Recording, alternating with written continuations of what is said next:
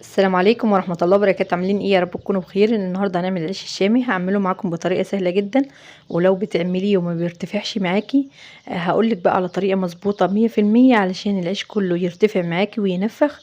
في خطوات مهمة جدا للآخر، يا ريت بس تتابعي للآخر، ويا ريت لو أول مرة تشوفيني يا ريت تدعميني باللايك واشتراك للقناة علشان يوصلك مني كل جديد. وهنفتح مع بعض رغيف ونشوف الرغيف من جوه ما شاء الله سمكه من فوق زي سمكه من تحت. تعالوا بقى نشوف الطريقة المظبوطة. في الاول هنسمي الله ونصلي على الرسول عليه افضل الصلاه والسلام. انا كده معايا كيلو دقيق زيرو نخلته كويس في الاول، اي دقيق لازم ندخله في الاول. انا النهارده هعمل الخليط بين اللبن والميه. لو انت حابه بقى تعجنيه بميه عاديه خالص من الحنفيه مفيش اي مشاكل خالص. حابه تعمليه بقى بالحليب والميه زي ما انا عملته بجد طعمه تحفه. ضفت بقى 200 جرام ميه عاديه خالص من الحنفيه علشان احنا في الصيف. وضفت 200 جرام حليب، يعني في اول العجين ما نزلتش الا ب 400 جرام بس. العجينة بقى هنمشي واحدة واحدة علشان هي اهم حاجة ان العجينة ان هي تتعجن معاكي مظبوط. بعد كده ضفت بقى معلقتين كبار سكر، وضفت معلقتين كبار زيت. وضفت بقى على الدقيق معلقة خميرة فورية كبيرة، ونص معلقة ملح، والملح ما ننساهش علشان بيظبط معانا اي معجنات. هنقلب بقى الخميرة كويس جدا مع الدقيق، ونيجي بقى للخليط ونقلب كده بالمضرب او بمعلقة لحد ما السكر يدوب، وبعد كده هننزل على طول بالدقيق.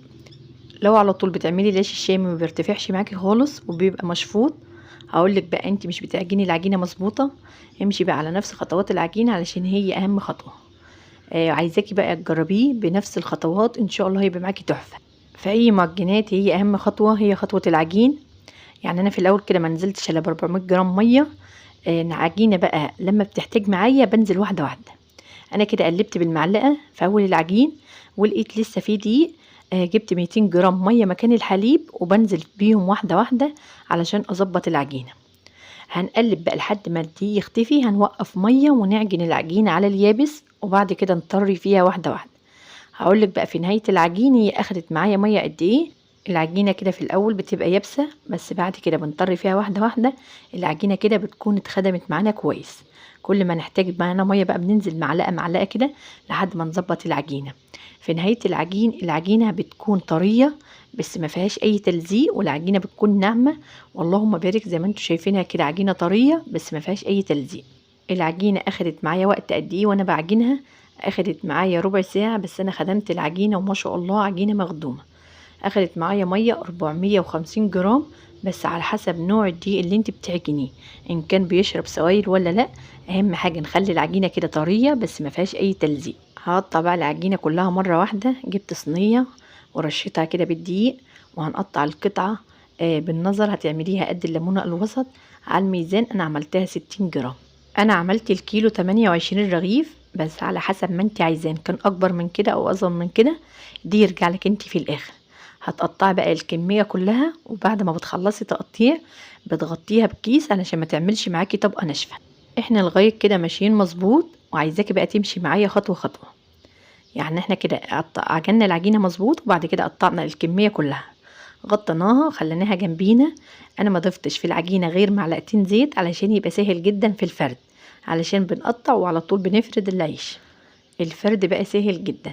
اول قطعة انت بدأتي بيها هي اللي هتبدأي بيها ان انت تفردي. هتاخدي بقى رشة دقيق تحت الرغيف، ورشة كده لو لقيتي فيه تلزيق من فوق رشة بسيطة علشان ما يبقاش فيه دقيق كتير. وبعد كده هناخد بالنشابة ونفرد الرغيف، هنعمله مدور معانا. اهم حاجة بس سمك الرغيف ما يكونش تخين قوي ولا رقيق قوي، يعني نخليه في الوسط. وانتي بتفردي الرغيف ما تضغطيش على جنب واحد تخليه رقيق قوي وجنب يكون تخين معاكي. يعني حاولي كده ان تخلي الرغيف مدور ويكون كله سمك واحد. اللهم صل وسلم وبارك على سيدنا محمد وعلى ال سيدنا محمد. يا ريت لو لسه بتشوفيني يا ريت تدعميني بلايك جميل منك. يلا بقى حطوا لايك وتعالوا نكمل مع بعض بقية الخطوات. لو خليتي بقى سمك الرغيف تخين ممكن يستوي معاكي وما يرتفعش معاكي او ينفخ، هيبقى معاكي زي القرصة. خلي بالك بقى وما تكتريش زيت علشان ما يبقاش معاكي قرص في الاخر. بس بجد لو مشيتي على نفس الخطوات مش هتحتاجي خالص ان انت تعملي حاجة في العجينة وهتبقى معاكي مظبوطة. علشان كده بقولك تابعيني لحد الاخر. اللي بتفرديه قبل ما بتحطيه على الملاية بتنفضيه من الدقيق علشان ما يتحرقش معاكي وانت بتسويه.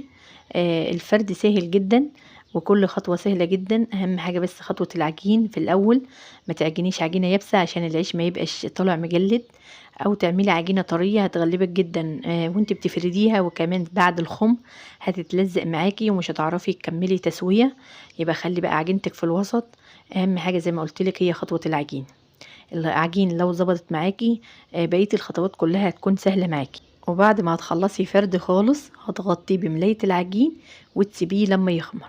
يبقى من فوق ملاية ومن تحت ملاية، ونسيبه يخمر، ما نستعجلش عليه.